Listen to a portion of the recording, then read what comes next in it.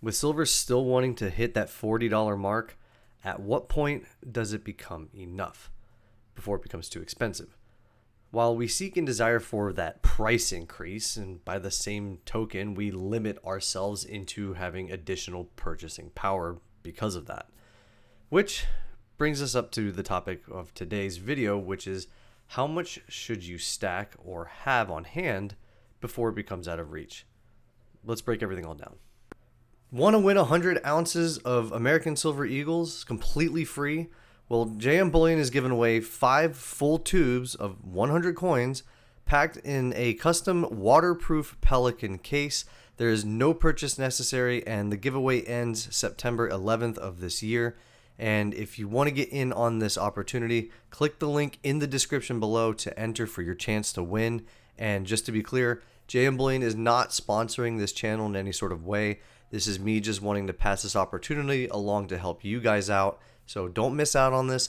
Click the link in the description and enter for your chance to win 100 ounces of free silver. Hi everybody, and welcome back to yet another video. So at what point do we deem silver to be, quote, too expensive?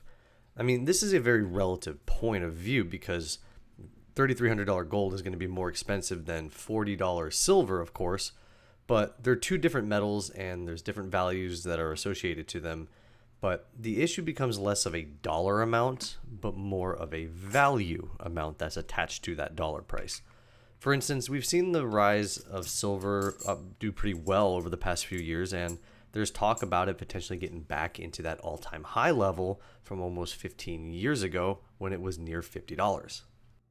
And whether or not we reach that $40 or $50 level is not really the point I want to emphasize. It's more about the limitations of what people will say when it does hit that level. So for example, they might say something like, when it hits X amount of dollars, that's where I draw the line. And perhaps that's due to strategic reasoning or financial difficulties, etc. But I want to exclude financial difficulties as a excuse or a reason, because I think most people don't feel the value or the justification for paying $50 an ounce for a piece of silver. So I think there's more of an emotional reasoning rather than anything else, because people will tend to start switching over into gold or other assets or other things instead. But even if you remember the point of what I said, that it's relative to itself, those who trade the GSR would say even the price of gold holding at $3,400 today, and if the price of silver moved up to 40, the GSR would still show something of an 84 or 85 range. And that still shows silver being undervalued compared to gold. So from that perspective, silver at $40 an ounce is still a good value to consider despite the price increase. However, that is just one way of looking at it, and I think the reality is what the price we pay for it. And that's what's going to be important to most people. So the question becomes, what is too expensive? So like I said, there are two perspectives, and that's the price you pay and the value when compared to the other metal, so the GSR. And the easy answer is, well, based on the GSR, I think once you go below 80, it becomes a bit more fair value or normalized. But once you get below 60 into that range, silver becomes overvalued. And that's the simple GSR perspective, and it's easier to play that because you can actually see that number in real time and make strategic decisions based off that.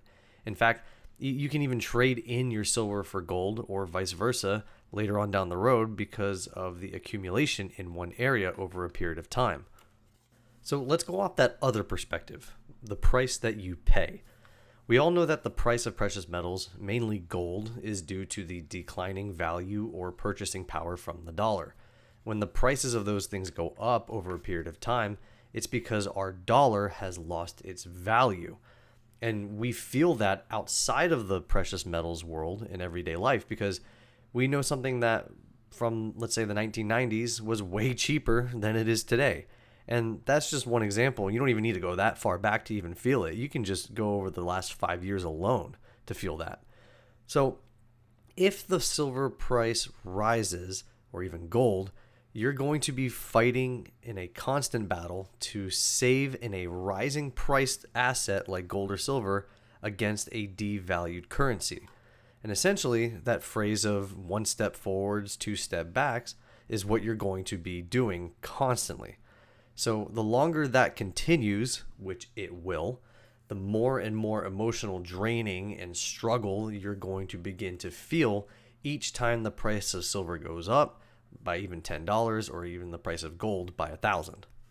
Even if the GSR, let's say it hits 85, but the price of silver is somewhere in $50 or $60 range, being able to buy that now and exchange them for gold later on to play or trade the ratio can help lock in that continued value from which you entered in.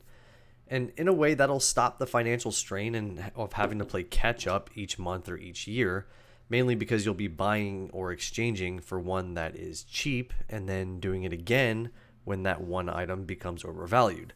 Essentially, you'll be buying the lows and selling the highs. And whether or not you actually sell doesn't really matter, but that's kind of the point of it. However, I think for most people, they can probably find a way to spend, or I don't want to say spend, but they can find a way to invest a few $100s, even if the price of silver hits $50. But many will probably choose not to, and that depends on each person's situation. $100 could be enough to stop buying for one person, but $500 could be someone else's limit. Again, it's all relative. So I don't think there is a correct number you can put a price on for it to become too high.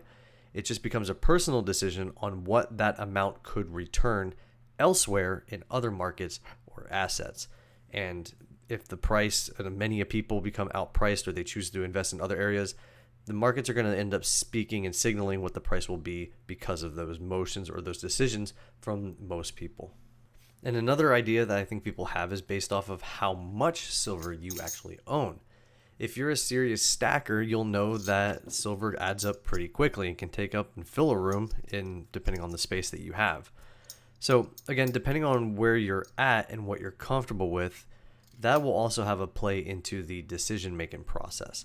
Now, I currently have about 155 ounces of silver, and for me, it doesn't really seem like it's that much or that it takes up a lot of space. But again, this is just my personal opinion. But if I were to maybe get to a higher level, let's say 1,000 ounces, I think maybe then I'll start to see piles and tubes of silver just stashed away, and I'm starting to it might feel a little crowded at that point. But storage will help with that, and it's important.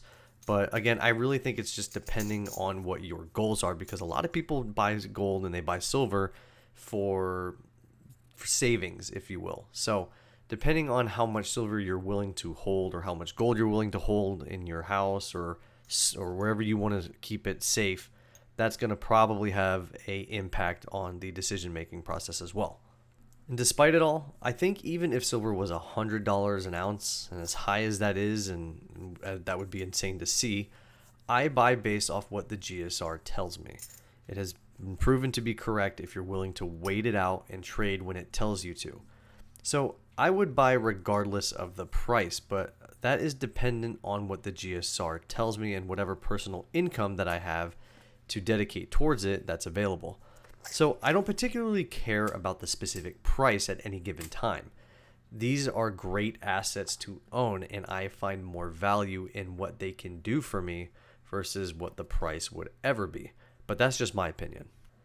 So with that being said, let me know what you guys think. How much silver do you think is enough before it becomes out of reach? Whether that's a price point or a personal strategy move. Let me know in the comments down below. Thank you guys so much for watching, and I'll see you all in the next one. Bye-bye, guys.